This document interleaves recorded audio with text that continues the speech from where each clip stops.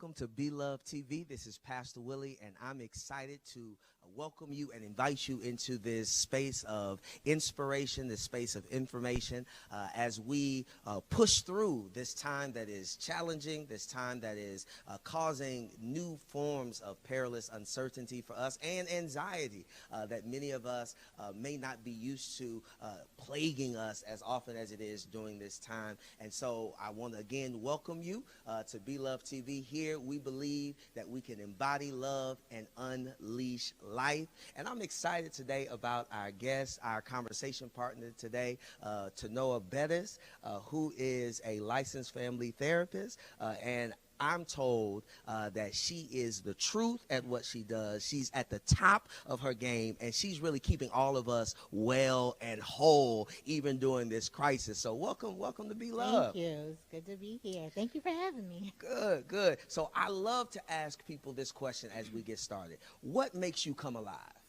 Well, what makes me first, what makes me come alive is I believe that God truly leads my steps every step of the way, every day. Dope. Coming from a dark place before I got to this place, I know that it's God that helps me come alive. But secondary, my passion for helping other people. I think that I thrive from helping others. There's times when I give of myself when I don't even know how much I have to give and I'm out of gas. But it makes me feel better when I can give to someone else.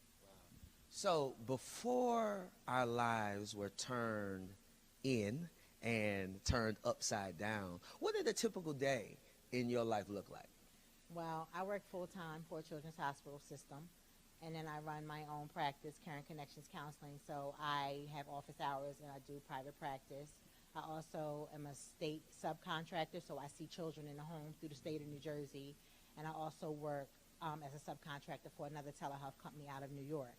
So I'm also in school for my doctorate degree. So my day would run from about 7:15 in the morning. I leave around 8 o'clock. I'm working corporate mental health, and then I'm working in my private practice. So pretty much every day was mental health, 7 days a week. Wow. Wow. Who helps the therapist? Well, customarily, people in the helping field should have helpers as well. We should have our own therapists, and I do have my own therapist. Good. A lot of times we don't get the help and we go and we burn out. So I try to practice good self-care. I try to keep a therapist. I belong to a church. I do go to church. I try to chime in on study, Bible studies online. I try to do a lot of inspirational reading throughout the day. So I take self-care very seriously, and then I also seek help as well when I need it. Sure. Yeah, I mean, sometimes as a pastor, I find myself working as a mental health first responder. Yes. And I'm always on call. So that actually helps me to think through the kind of support that I need so that in the helping field, right, that I'm also making sure that I'm getting the type of help I need. So we're here today to talk about families, to talk about couples, to talk about just relationships during the quarantine, because everybody is at home. 90% of the country is on stay-at-home order right now, which means everybody is at home with the people they love all day, and they are learning that the people they love, they may not really like that much, right? Because I'm with them all day. Can you help us think through, particularly because I think about communication and how hard it is really talking to people who are disagreeable almost naturally, talking to people who are really set in their own way of doing things, and our lives are just clashing right now because 24/7 we're together. Are there any communication tips, communication aids that you can just help us think through so we can learn how to talk to each other during this? Well, first of all, that's a good point, and I'm glad that you asked that question, because even in my own house, I have 2 adult sons, and I'm like, oh, so this is what happens throughout the day when I'm not here. Okay, so I'm starting to see some things. I'm like, okay, but yes, definitely we are all kind of sitting on top of each other right now. And another thing I thought about earlier before I came was the fact that now parents are actually parenting all day long. So they're home with their kids all day long. And the kids are who I am most concerned about, because they lost those social, emotional connections to their teachers, to the schools, to, their peers. So basically, I guess greatest thing to do, which is probably one of the hardest things to do, is practice active listening. So listening before you respond. A lot of times people listen to respond. That's me. As opposed to listen. Hey, listen, it might be me sometimes, as opposed to listening and then responding. You know, listening to what other people are feeling. And sometimes it's easy to respond because you're defensive.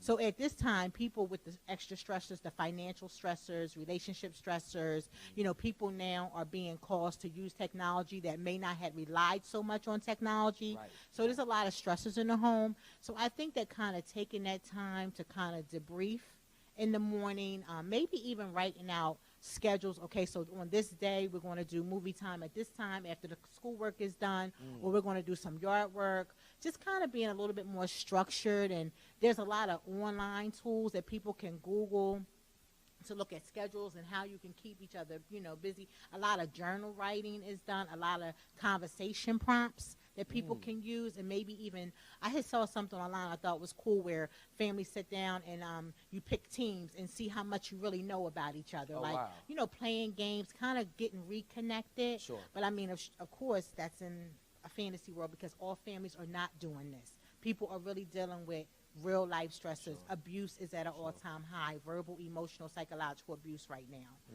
So in those places where people cannot find that safety, then exploring safety nets is important. Reaching out to family members, maybe separating people for a while until things can get back on track. Wow. Because sometimes that space and those boundaries are necessary to keep people safe. And ultimately, like you said, staying safe inside while we're trying to stay safe from the outside. Right. So Exactly. that's Exactly. paramount. Exactly. Safety is always going to be first.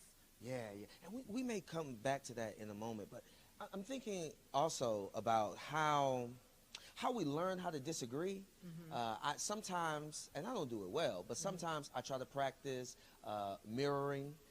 So I will say what I think you said because I don't always hear what you said, and you actually don't always say what you mean, right? So sometimes I practice mirroring to make sure that we're on the same page. Do you think timeouts work at homes, like to say, you know what, we're going to shelf this conversation right now. I'm going to go to my room and let's pick this up at a particular time. Do timeouts work when we're arguing? Okay, so my behavioralist hat, sometimes giving people time to inflect or reflect, it works. Okay. Adults, we don't work so friendly like that all the time. So I say sometimes taking space, because I belong to a lot of different organizations, and sometimes we say we have to table things, right? And tabling things is not a bad thing. However, the hope is that people will go to their separate corners and they'll come back with a more reflective, more friendly or agreeable insight. Sure. That's not always possible. So yes, so sometimes saying, you know what, this is not the time, this is not the space to address this. Let's just walk away, take some space, and then maybe come back and revisit this at another time. Also, I can even go a little further and say sometimes writing down your points. You know, writing down the things. I mean, I'm one of those people. I know we have technology. We have iPads and e-pads, and you can write. You can pretty much put your whole life into a electronic piece of equipment, and you can function like that. Sure. I still use a pen and paper. I still write things down. I still journal as an adult. So I think that it's good that we get into the practice of now writing things down, you know, and saying, you know, this is how I felt at that time. And this is why I said what I said. And this is why the point was so important to me, because sometimes when you go back to that place to sit down and process, you forget some things. And when you forget things and you feel like you're unheard, then you walk away feeling unheard, and then you feel, you know, kind of minimized. Yeah. And you don't want people to feel minimized. Sure. So soon to be Dr. Bettis. Yes. You're at home now too. Ooh. All right? And you mentioned your two adult sons. Do you find, and my friends, I've been talking with my friends, many of them, they're in corporate America, some of them are in the legal field, and some of them are also in the mental health field as well.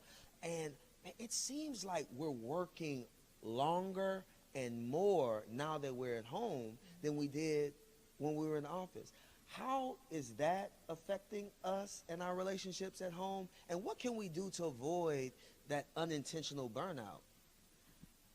It's funny you say that, because I've been on remote. This is the middle of our third week of being home remotely. And I have been sitting, I went from my family room, where I was in the family room at first with 2 laptops working. And I realized it was about 8:15, I would sign on and I would do we did these Zoom meetings or these WebEx meetings. And there was about 3 or 4 of them a day, incorporated with sessions and, you know, emails and checking emails and sending emails. Like I said, I belong to a lot of different organizations, so I also have to incorporate some of that stuff into my day as well.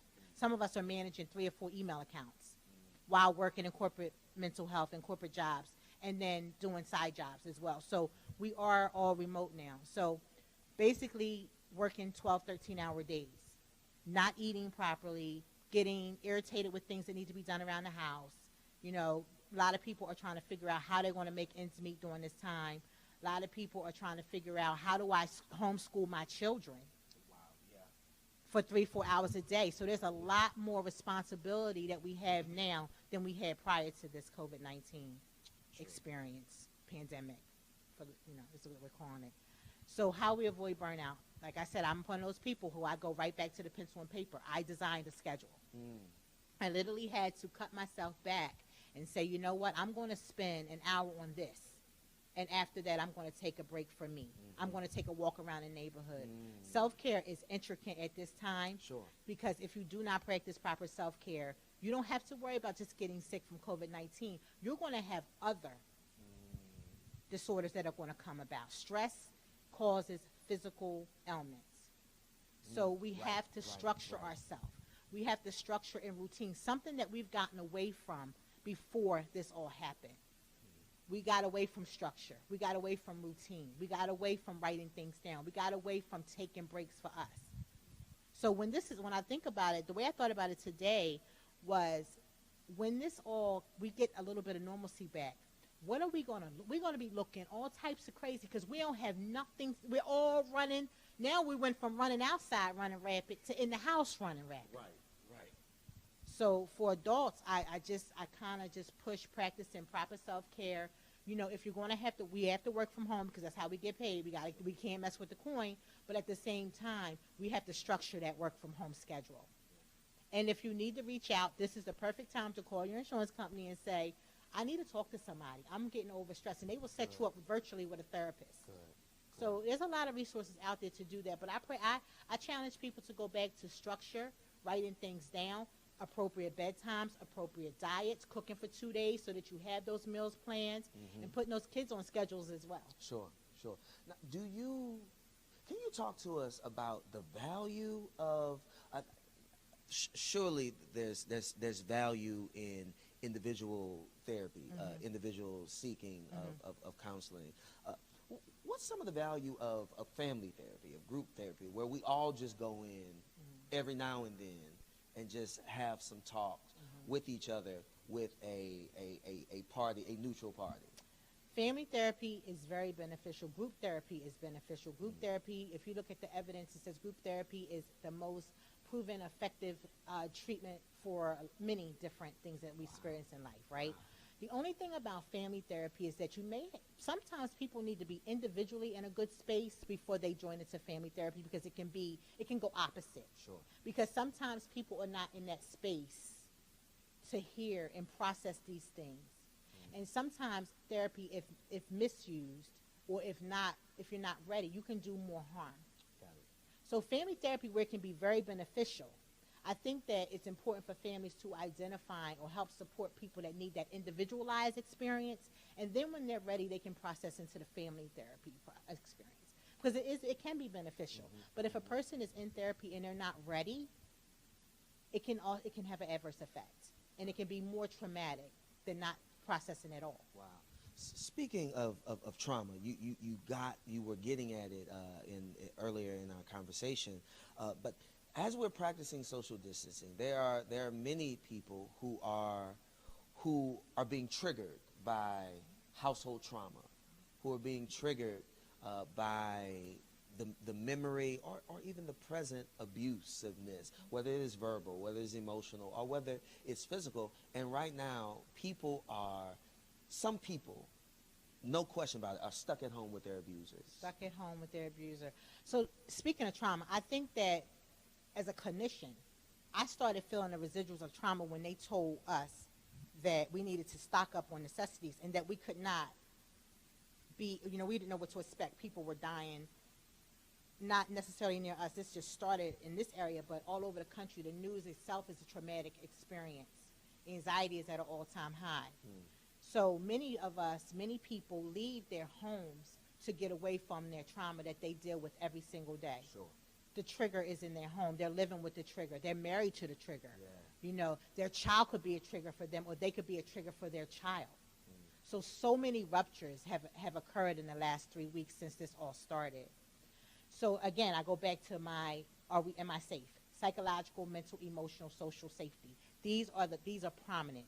And as adults, we need to look at our children and say, is my child safe in this environment? If there is any type of abuse in the home, the people who are essential are still working. The police are still working. Sure. Therapists are still working. Sure. Pastors are still working and serving. Sure. So if someone is in that situation, then they may have to have a pastor come over to the home, or they may have to go out and talk and say, this is what's happening, and since this has occurred, the triggers are higher. The anxiety is higher. And right now, we are living in a very traumatic situation at home that's not good for any of us. So people still being transparent about those things and coming out and asking for help. Because if not, then, like I said, once COVID-19 passes and people are not talking about it anymore, a lot of us are going to be living in the residuals of the trauma that has occurred from it. Wow. It's going to be ongoing. Wow. Last word. If you could speak to the entire world right now Oh my gosh. and tell us something hopeful, give us some advice on how to move forward, what would it be? Well, I'm not a spiritual therapist, but I'm a spiritual being. I don't practice I'm not a Christian therapist. But I will say that what has gotten me through is reading the word, praying. I try to tap onto my church's prayer line when I can, because sometimes I forget if I'm working and I miss the call, just to pray. And I know everyone doesn't come from a spiritual realm or with a spiritual perspective. However, I would say just to practice calming and self-calming techniques. Social media has its ups and downs. Right now, social media is at an up because it's very supportive right now. And there's a lot of resources on social media. There's a lot of people using the World Wide Web and using these Zoom platforms to practice safe social distancing. Reach out, ask for help. Don't be ashamed to ask for help. We're all in this together. And if you do need to seek mental health treatment, this is the time to do it because we're at your feet. We're here for you. So you can pretty much get therapy over the phone, on the computer, however you can have it, you can get it. So just practice, practice with a questioning attitude, but also, practice self-care and take care of yourself and your family. Thank you, Dr. Bettis, for being with us today. You are a treasure of wisdom, and I thank you for spending this time with us. Absolutely. And so I want to encourage each of you to share this, like this, however you want to get this around, but make sure somebody gets the invaluable information that we received today from Dr. Bettis. Make sure that we're taking care of ourselves. Make sure you check with us next week, and until then and beyond, be loved.